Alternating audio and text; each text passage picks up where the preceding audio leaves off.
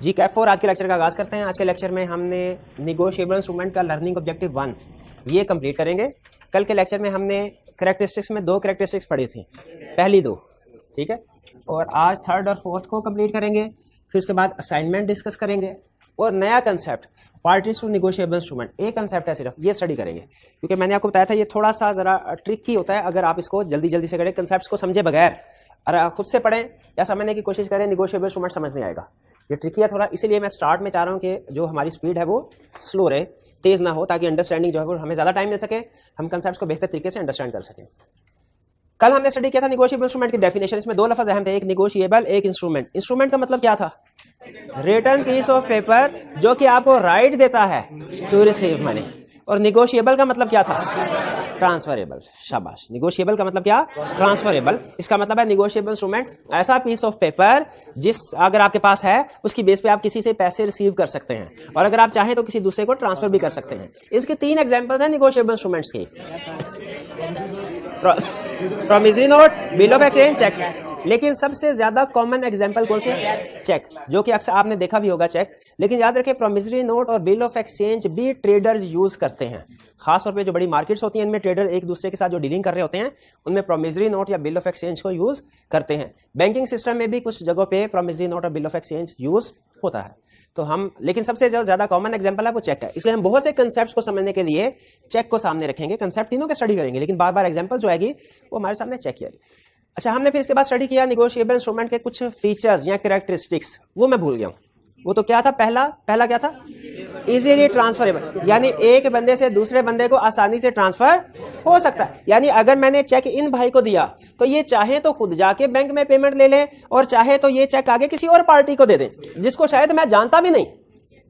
लेकिन चूंकि पहले इनके पास राइट टू रिसीव मनी था जब तक चेक इनके पास था, जब उन्होंने चेक आगे ट्रांसफर कर दिया यानी आगे चेक निगोशिएट कर दिया, ट्रांसफर करने का मतलब निगोशिएट कर दिया, निगोशिएट, तो जिन भाई को चेक दिया अब इनका राइट है, क्या इनका राइट है कि ये उसे पैसे रिसीव कर सकते हैं उस चेक की जो भी अमाउंट है। और अगर ये चाहे तो ये दूसरे वाले भाई चाहे तो खुद से कैश रिसीव कर रहे, चाहे तो ये आगे फर्दर किसी और को ट्रांसफर करते हैं।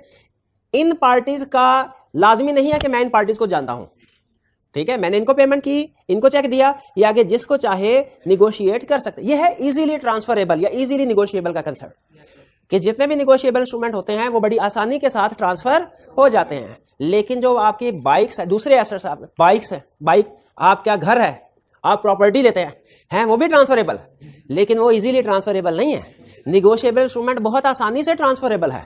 चाहे तो आप सिर्फ फिजिकली इनको डिलीवर कर दे इनको, ये ले भाई चेक, ये ले, निगोशिएशन हो गया, ट्रांसफर हो गया।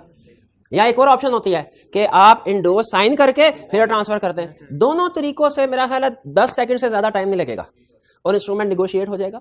इसीलिए निगोशिएबल इंस्ट्रूमेंट के बारे में कहा जाता है ये इजीली ट्रांसफरेबल हैं from one person to another person, ठीक है। एक और फीचर भी पढ़ा था कल, वो क्या था?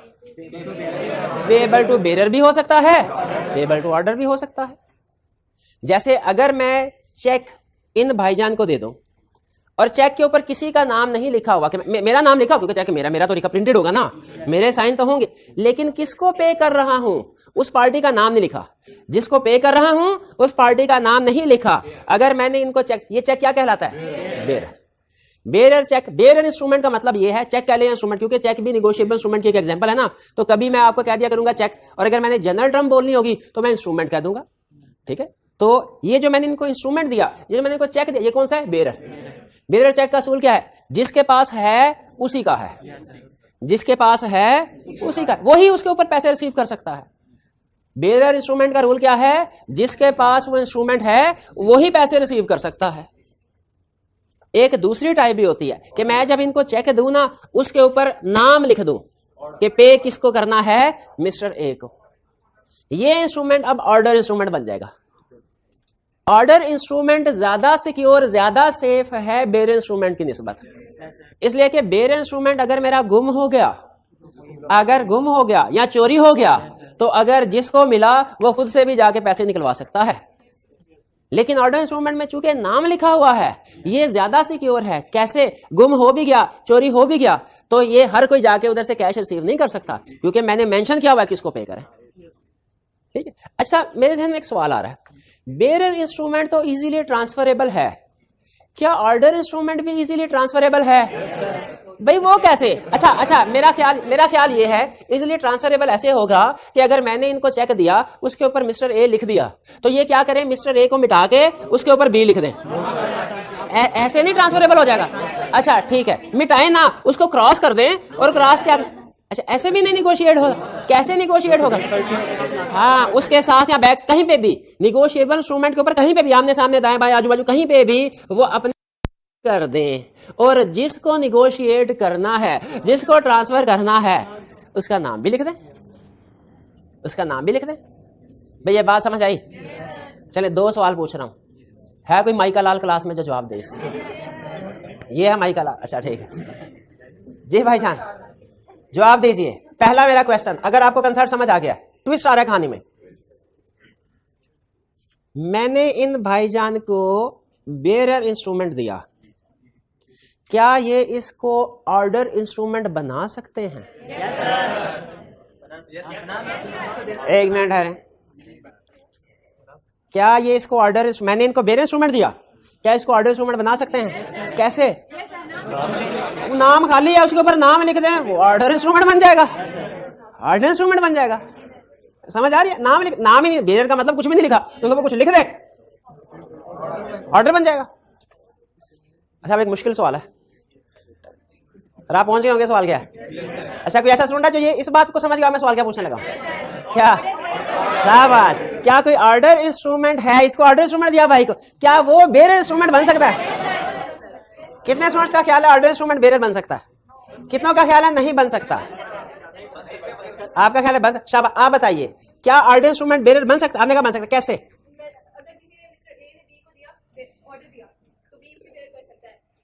नहीं, निगोशिएट कर सकता है, निगोशिएट कर सकता है। मैं ये नहीं कह रहा निगोशिएट नहीं हो सकता, निगोशिएट तो ऑर्डर भी हो सकता है, बेरर भी हो सकता है। मैं कह रहा हूं ऑर्डर बेरर में कन्वर्ट हो सकता है। वो कैसे? शाबाश, सिर्फ सिग्नेचर कर दें, नाम ना लिखे, ये बेरर हो गया। कैसे बेरर हो गया? ये जिसके पास भी जाएगा उसका राइट बनता जाएगा, वो अपना नाम लिख दे, जाके पैसे ले ले।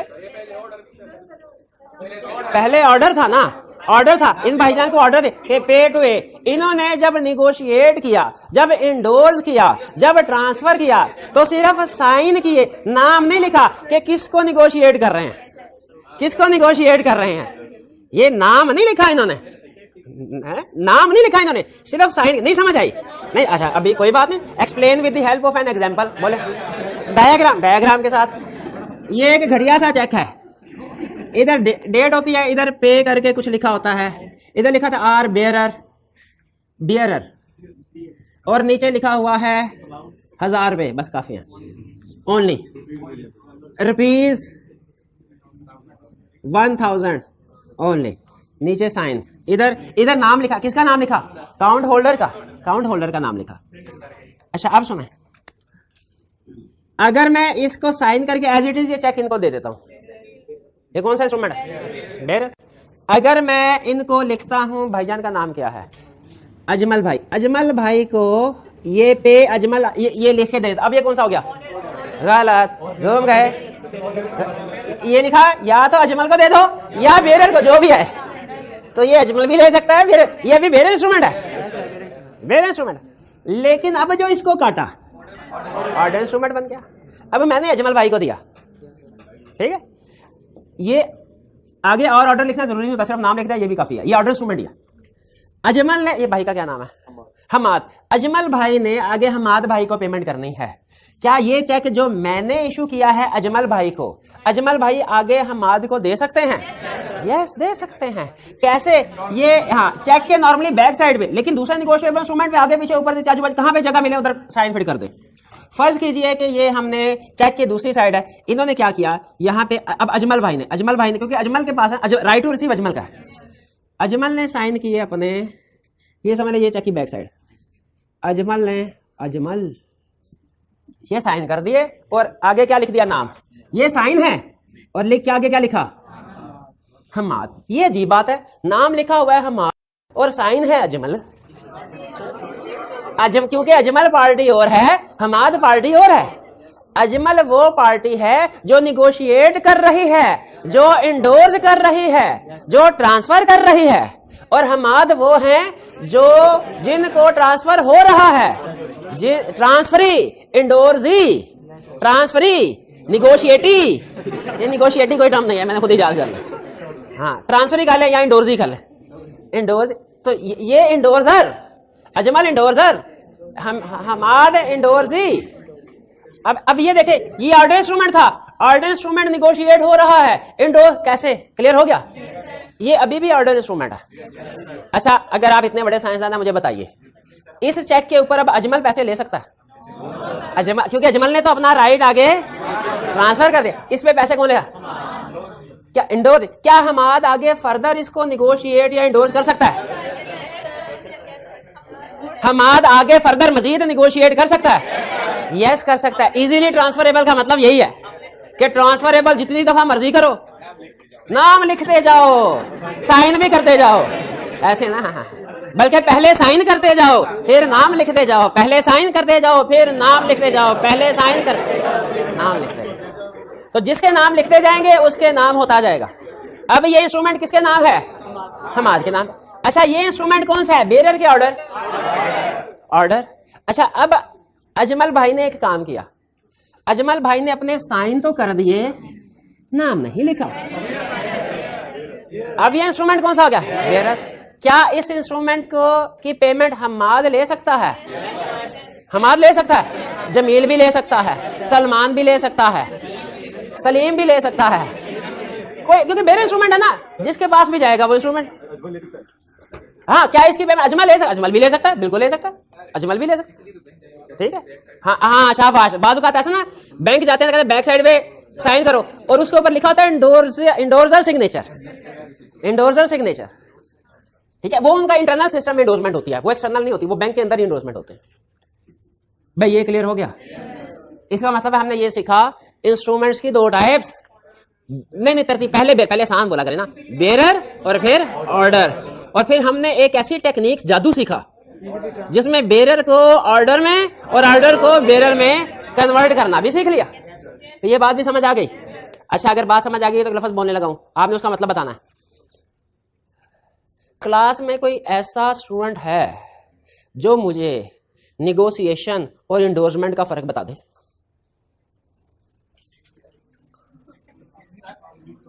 है माइका लाल कोई? सेम है, जो निगोशिएशन और इंडोर्समेंट का फर्क बता दे। इंडोर्समेंट में साइन की जाती हैं, निगोशिएशन में साइन नहीं होते।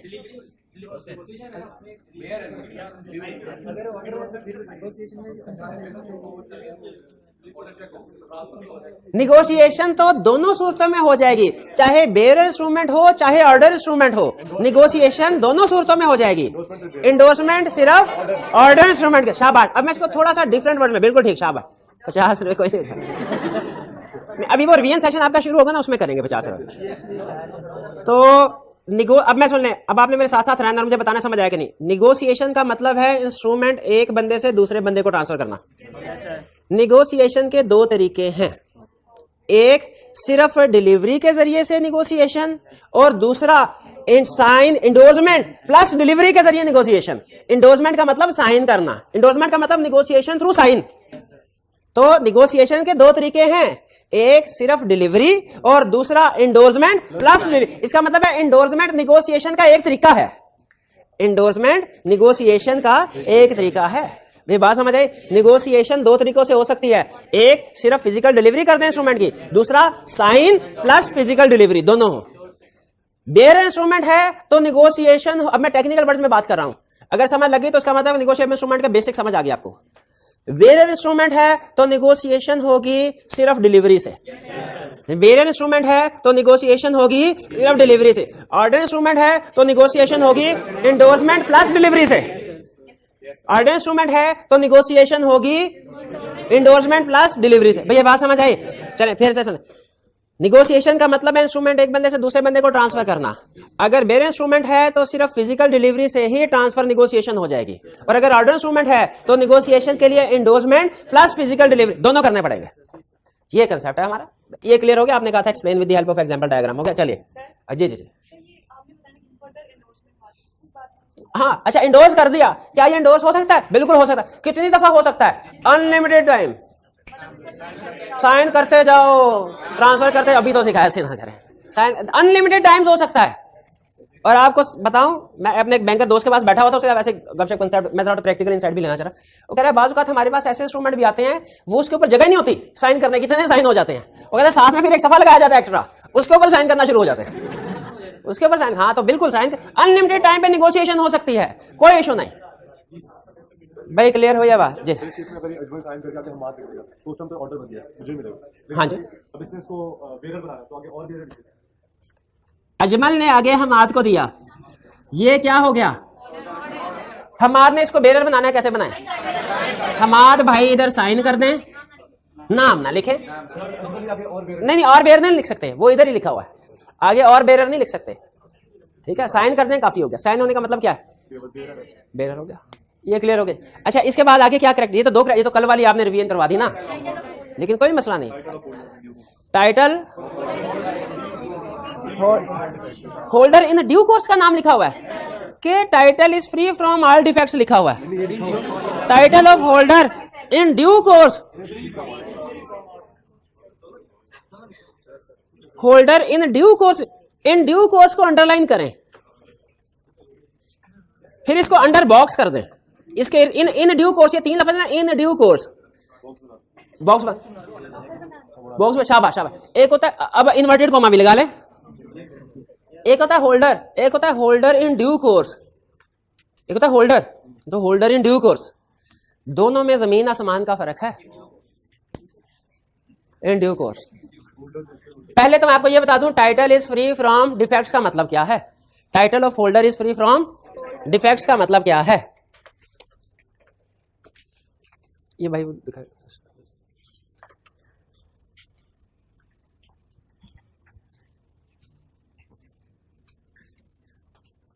Free from, title of holder is free from all defects. वो मिटा दिया, कोई बात नहीं।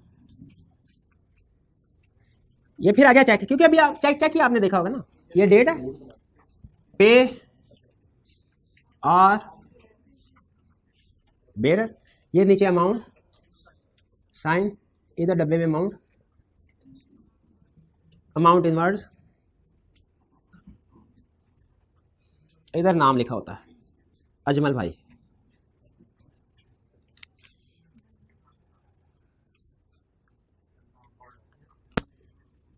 अजमल मिस्टर ए ने ये इंस्ट्रूमेंट दिया मिस्टर बी को, बाबर को,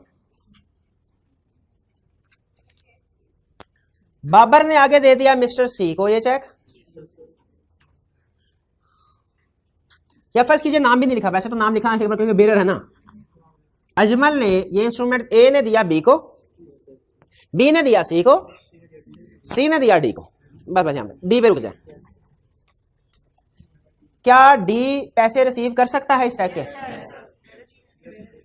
ए ने जब बी को दिया बी पैसे रिसीव कर सकता था, बी ने सी को दिया सी पैसे रिसीव कर सकता था, सी ने डी को दिया डी पैसे रिसीव कर सकता था। डी से चेक गुम हो गया, चोरी हो गया, ई को मिला, ई हो गया होल्डर। अब गौर से सुनिएगा मेरे दो सवाल, सिचुएशन समझ आ गए? ए ने बी को दिया बी कैश रिसीव कर सकता है, बी ने सी को दिया सी कैश रिसीव कर सकता है, सी ने डी को दिया डी कैश रिसीव कर सकता है, डी से चेक गुम हो गया, चोरी हो गया, ई के हाथ लग गया। पहला क्वेश्चन, क्या ई इस चेक की बेस पे पैसे रिसीव कर सकता है? कर सकता है। दूसरा सवाल, क्या ई को पैसे रिसीव करने चाहिए? दो सवाल। पहला, क्या ई कैश रिसीव कर सकता है? यस। दूसरा, क्या ई को कैश रिसीव करना चाहिए? नो। लॉ भी यही कहता है, लॉ कहता है ई होल्डर तो है, होल्डर इन ड्यू कोर्स नहीं है। होल्डर तो है, होल्डर इन ड्यू कोर्स नहीं है। होल्डर भी कैश रिसीव कर सकता है, होल्डर इन ड्यू कोर्स भी कैश रिसीव कर सकता है, लेकिन holder in due course cash receive कर सकता है और उसे करना भी चाहिए, लेकिन होल्डर कैश रिसीव कर तो सकता है और करना नहीं चाहिए, उसकी हक हलाल की कमाई नहीं है।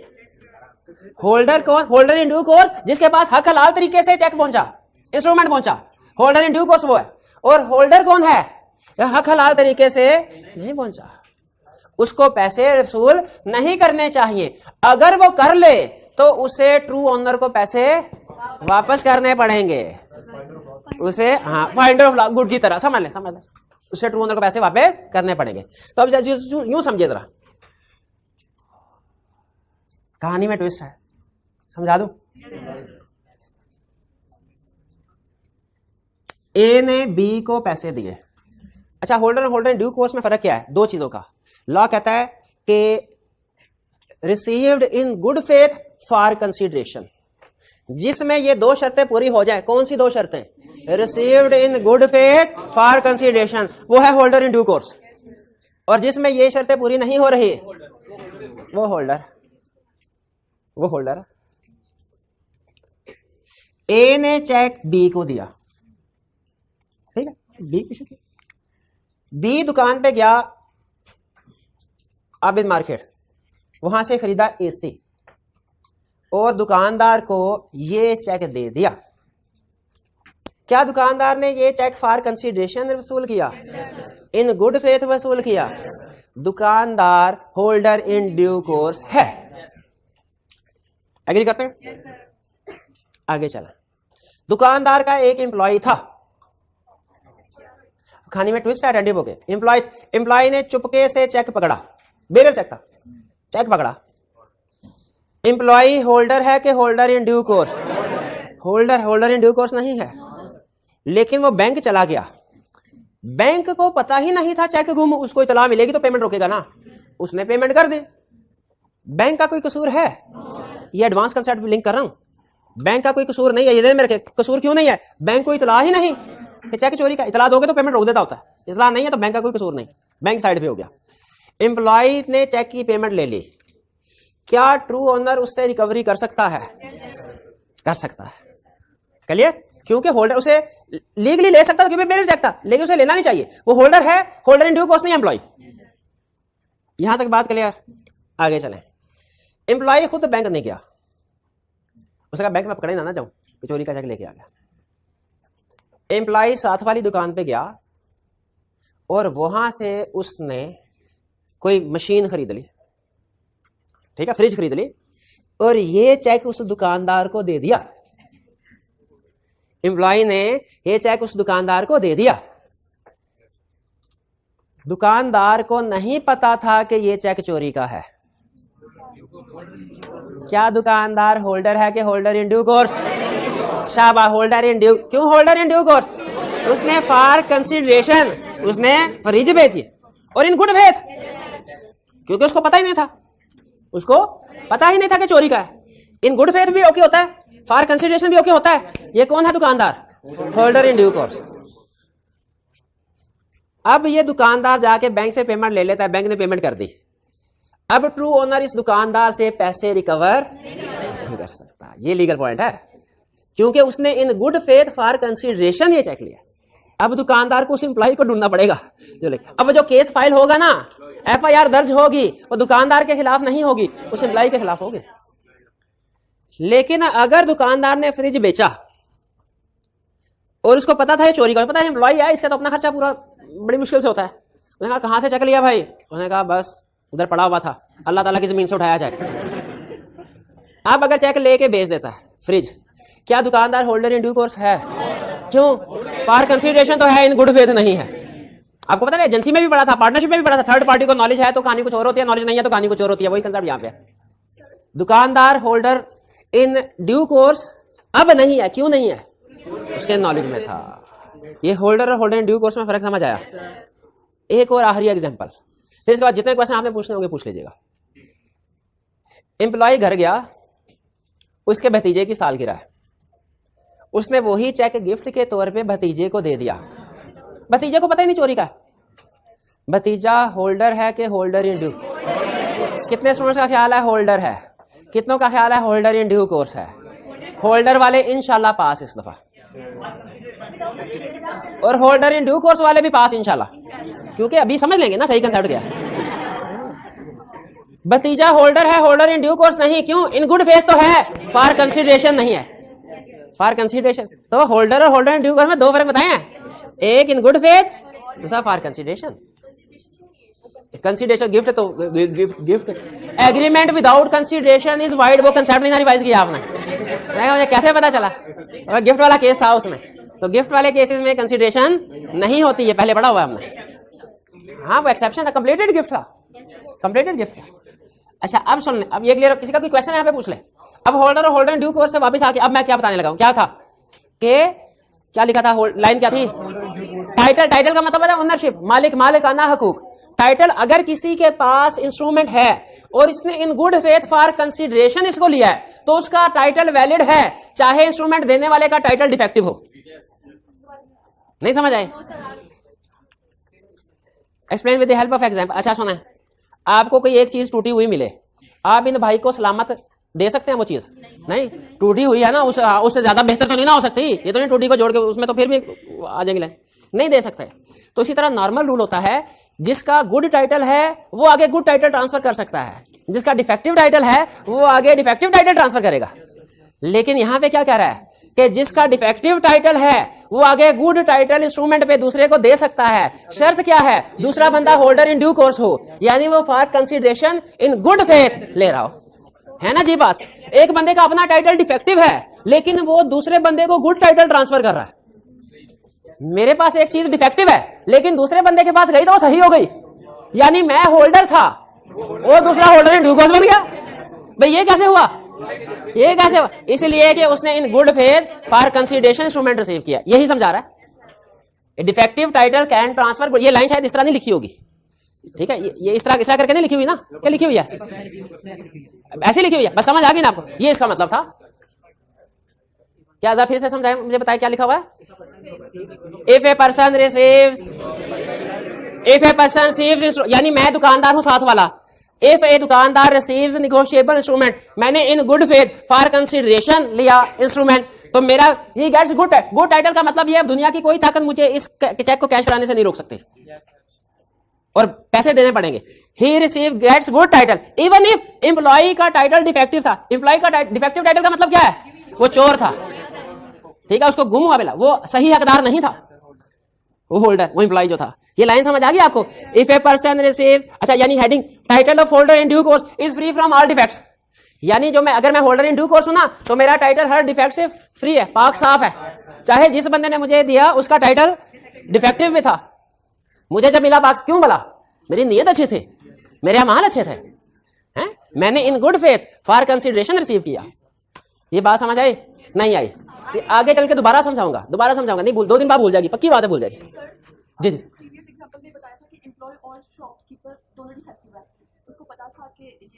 हाँ मैंने एक मिसाल ये भी दी थी आपको कि अगर जो साथ वाला दुकानदार है उसे पता हो कि ये चोरी का चेक है और फिर भी वो लेके चीजें बेच दे, तो फिर दुकानदार का टाइटल भी डिफेक्टिव रहेगा, क्योंकि वो, हाँ उसने क्यों डिफेक्टिव रहेगा?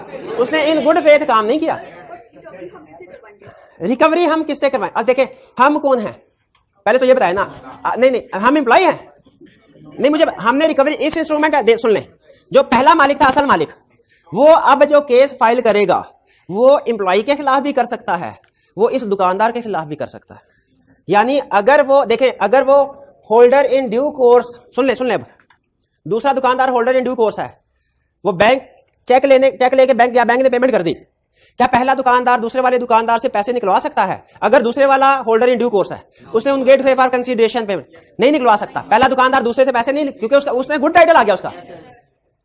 अगर प्रैक्टिकली बता रहा हूं, अगर पहला दुकानदार फोन करवा दे बैंक को कि ये चेक गुम हो गया, इसकी पेमेंट ना करे, और दूसरा दुकानदार बैंक में जाए, बैंक वाला कहे पेमेंट नहीं करनी, दुकानदार किसके खिलाफ एक्शन लेगा? एम्प्लॉय के खिलाफ भी ले सकता है, जो चेक का अकाउंट होल्डर है इसके खिलाफ भी एक्शन ले सकता है। अकाउंट होल्डर कहेगा ये तो मेरा चेक गुम हुआ था, तो मैं क्यों तुम्हें पैसे दूं? ये तो वो दुकानदार क्या कहेगा दूसरा, भाई गुम जरूर हुआ था लेकिन मैंने तो इन गुड फेथ फॉर कंसीडरेशन ये चेक लिया है, तो आप मुझे लायबल हो पेमेंट करने के। हाँ अब आप उस एम्प्लॉय को ढूंढो। ला असल में आप यहाँ पे आपको लगेगा थोड़ा सा शायद ला ज्यादा कर रहा है इस अकाउंट होल्डर के साथ, असल में ला इसके साथ ज्यादा नहीं कर रहा, दोनों बंदे इनोसेंट है, इसके साथ भी फ्रॉड हुआ, थर्ड पार्टी के साथ भी फ्रॉड हुआ, दूसरा दुकानदार के साथ भी फ्रॉड, इसके साथ भी हुआ, ला के सामने दोनों आगे। ला ने फेवर किसको दी? जो दुकानदार है, क्योंकि किसी हद तक किसका कसूर था? दूसरे वाले दुकानदार का तो कोई कसूर नहीं है ना, इसका थोड़ा सा कसूर है, इसे अपना चेक संभाल क्यों नहीं सका। तो दुकान ला ने ये कहा कि दूसरा दुकानदार वो होल्डर इन ड्यू कोर्स बन गया, वो पैसे ले अपने। इसको कहा आप बेफिक्र, आप परेशान ना हो, आपका भी राइट है कि आप पैसे ले सकते हैं, लेकिन आप उस दुकानदार से नहीं ले सकते, वो तो होल्डर, आप उस एम्प्लॉय को ढूंढे, उससे पैसे ले सकते हैं। यानी दुकानदार के पास दोनों एग्रीव्ड पार्टी हैं, लेकिन लॉ ने फेवर किसको की, दुकानदार था, क्योंकि उसका तो बिल्कुल कोई कसूर नहीं है ना। वरना अगर यहां तक बात ज्यादा कम्प्लेक्स हो जाएगी, अगर लाभ ये कहता ना कि होल्डर इन ड्यू कोर्स नहीं है दुकानदार, तो फिर कोई भी बंदा चेक की पेमेंट एक्सेप्ट ना करता। ये चेक बैंकिंग सिस्टम कैसी की तैसी फिर जाती, लोग चेक के ऊपर रिलाई ना करते। ये वो कहते हैं भाई मुझे क्या पता चोरी का चेक हो, बाद में तो मुझे पैसे नहीं मिलेंगे, भाग जाओ, मैं चेक लेता ही नहीं। तो बैंकिंग सिस्टम को प्रमोट करने के लिए जरूरी था कि जो बंदा इन गुड फेथ इन इंस्ट्रूमेंट को एक्सेप्ट कर रहा है उसको प्रोटेक्ट किया जाए, ताकि एक्सेप्ट करते वक्त लोगों को यह डर ना हो कि बाद में चोरी का निकला तो मेरे तो पैसे गए। भाई ये बात समझ आई आप। तो ये तीसरी, ये वैसे सिंपल सी लाइन थी, इसमें 2 लाइनें, मैं 1 मिनट में भी भुड़का सकता था, लेकिन मुझे पता अंदाजा था कि आगे चल के मैंने केस स्टडी समझानी है। मैंने तकरीबन सारी केस स्टडी डिस्कस कर दी है। ठीक है, आपको थोड़ा सा लेक्चर लगा होगा कि शायद मुश्किल है, क्योंकि इसमें मैंने केस स्टडीज को ऐड कर दिया, लेकिन कोई इशू नहीं, क्योंकि मैं सिर्फ ये नहीं कि एक ही दफा मुश्किल है तो एक ही दफा पढ़ा रहा हूं, मैंने इसको 3-4 दफा पढ़ाऊंगा, बार बार ये चीजें आएंगी, इसको डिस्कस करते जाएंगे, बेफिक्र है। चले आपके लिए आज का लेक्चर और कुछ भी नहीं पढ़ाता, ये भी नहीं पढ़ा, चलो ये भी छोड़े इसको। भाई अब तो आसान हो गया ना, कैसे आसान हो गया, पढ़ाया तो वैसे ही जैसा पहले था। चले एक्स्ट्रा बर्डन नहीं है, कोई मसला नहीं। अच्छा आगे, इसके आगे कहानी क्या चल रही है, वो क्या कर रहा है, इन इट्स ओन नेम। ए ने दिया बी को चेक, बी ने दिया चेक सी को, सॉरी इंडोर्स किया,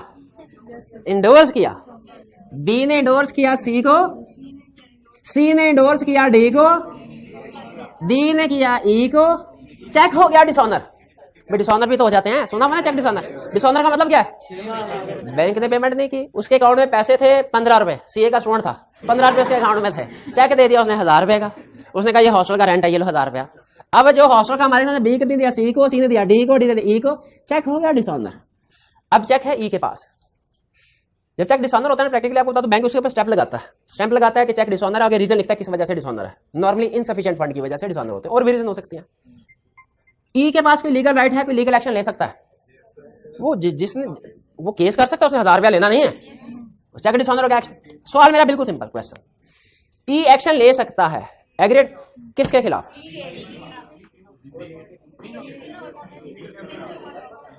एक है लॉन्ग कट, एक है शॉर्ट कट, कौन सा समझाऊं, दोनों समझाऊं, चले दोनों। अच्छा जब कभी जिंदगी में आपने किसी को बताना हो ना एक आसान हल और एक मुश्किल, हमेशा पहले मुश्किल बताना। हाँ पहले लॉन्ग कट। इस सूरत हाल में अब ई के पास एक ऑप्शन ये है, ई डी के पास जाए, उससे कहे भाई तूने मुझे चेक दिया था डिसऑनर हो गया, निकाल मेरे 1000 रुपया। ई डी को चेक दे दे, डी को 1000 रुपया दे दे, ये निकल गया। डी भागा जाए सी के पास, सी के कहे भाई मैं चेक दिया था तुझे डिसऑनर हो गया, निकालो 1000 रुपया। सी के ये लो 1000 चेक मुझे दो। सी भागा जाए बी के पास, तुझे चेक दिया था मुझे डिसऑनर हो गया है, अब मुझे पैसे दो, चेक लो। वो से 20,000 रुपया दे, चेक। बी भागा जाएगा अजमल के पास कि भाई मुझे पैसे दो, तुमने डिसऑनर हो गया, अजमल उसको पैसे देगा। एक तरीका तो ये है, एक तरीका ये है, आपने काउंटिंग में पढ़ा होगा कॉन्ट्रा एंट्री, एक ही बंदे से पैसे रिसीव भी करने हो, बंदे से पे भी करने हो, सेट ऑफ कर सकते। अब इनमें से D eight the same time इसी इंस्ट्रूमेंट का डेटर भी है, क्रेडिटर भी है, उसने सी से पैसे लेने हैं, री को देने हैं। C at the same time debtor भी है, क्रेडिटर भी है, उसने बी से लेके, B at the same time debtor भी है, क्रेडिटर भी है। तो एक तो लॉन्ग कट अप्रोच है। लॉन्ग कट अप्रोच क्या है, ई ये तरतीब से चलता है जैसी सीक्वेंस से, जैसे चेन बन रही है। एक शॉर्टकट भी है, ई चाहे तो जंप लगा के सी के पास चला जाए, चाहे तो जंप लगा के बी के खिलाफ एक्शन ले ले, चाहे तो जंप लगा के डायरेक्ट अजमल के खिलाफ केस कर ले, डायरेक्ट अजमल के खिलाफ। ये है transferee can sue in its own name. ये जो इंडोर्सी है ये अजमल के खिलाफ अपने नाम से भी केस फाइल कर सकता है। जरूरी नहीं अजमल ये कहे मैंने तो बी को चेक दिया था मेरे पास बी आए, ये लाजमी नहीं है। Transferee can sue in its own name, जरूरी नहीं कि अजमल के खिलाफ जो एफआईआर दर्ज होगी वो बी कराए, बल्कि ई भी करवा सकता है। ई के पास ऑप्शन है, वो किसी भी प्रायर पार्टी के खिलाफ एक्शन ले सकता है। अब लीगल लैंग्वेज में बात कर रहा हूं। सी चाहे तो any of the prior party, any of the prior party कौन सी है, डी भी हो सकती है, सी भी, बी भी, ए भी, किसी भी प्रायर पार्टी के खिलाफ केस ई। ये बात समझ आ गई आपको, ठीक है। ये था क्या था, transferee can sue in its own name. शाबाश जी, पूछिए। और वो ऑर्डर चेक था, ठीक है शाबाश। बी ने आगे चेक ट्रांसफर कर दिया बेरर करके सी, सी ने डी, डी नहीं। अब ई वही ऑप्शन, वो बी के ई चाहे तो डी के, देखे इससे फर्क नहीं पड़ता कि इंस्ट्रूमेंट ऑर्डर था कि बेरर था, इंस्ट्रूमेंट दोनों निगोशिएट हो सकते हैं ना, तो वो चाहे ऑर्डर था या चाहे बेरर था, निगोशिएट होता होता ई के पास पहुंचा तो ई किसी भी पार्टी के खिलाफ एक्शन ले सकता है। सी के नहीं, अच्छा नहीं नहीं नहीं नहीं नहीं, शायद मैं अल्फाज सही नहीं बता पाया। See any one of the prior party के खिलाफ केस फाइल कर सकता है। वो सी ये नहीं कहेगा डी तुम भी पैसे दो, सी तुम भी पैसे दो, बी तुम भी, ऐसे नहीं करेगा, उसने पैसे किसी एक से ही लेगा ना, एक सब 5,000 थोड़ी लेगा, वो any one of the prior property. अच्छा नहीं, वैसे ये बात समझ आई क्योंकि कंसेप्ट था, ये कंसेप्ट था। हाँ बात का सुन, जी जी आप बताइए।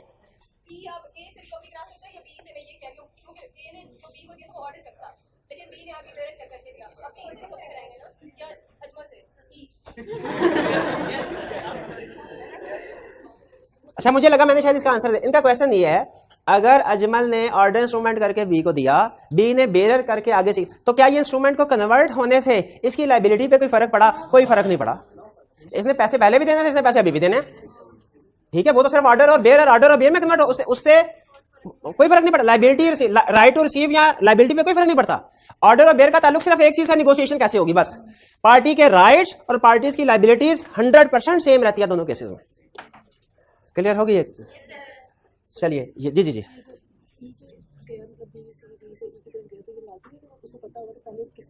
हाँ शाबाश। क्या ये जो इंस्ट्रूमेंट आगे ट्रांसफर हो रहा है ये लाजमी है कि सारी पार्टीज एक दूसरे की वाकिफ हों? नहीं।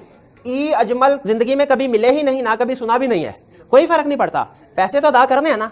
तो इसीलिए इन पार्टीज का एक दूसरे हो, डी और ई तो एक दूसरे को जानते होंगी, लेकिन सी और ई हो सकता है एक दूसरे को ना जाने। अजमल और सी एक दूसरे को, इससे कोई फर्क नहीं पड़ता, पैसे अदा करने तो सो करने। क्लियर हुई है बात? चलिए ये था बस हमारा, आज इतना ही रखते हैं। बल्कि ऐसा करते हैं आज क्वेश्चंस भी नहीं डिस्कस करते हैं, मेरा प्लान था क्वेश्चन डिस्कस। आज आपकी रिटन होम असाइनमेंट हो गई, आज आपकी रिटन होम असाइनमेंट हो गई। रिटन होम असाइनमेंट क्या हुई आज की? ये रहने दे, ये रहने दे। हाँ कल वाली होम असाइनमेंट, आज वाली होम असाइनमेंट माफ आपको, ये भी माफ, पढ़ाई नहीं, ये भी माफ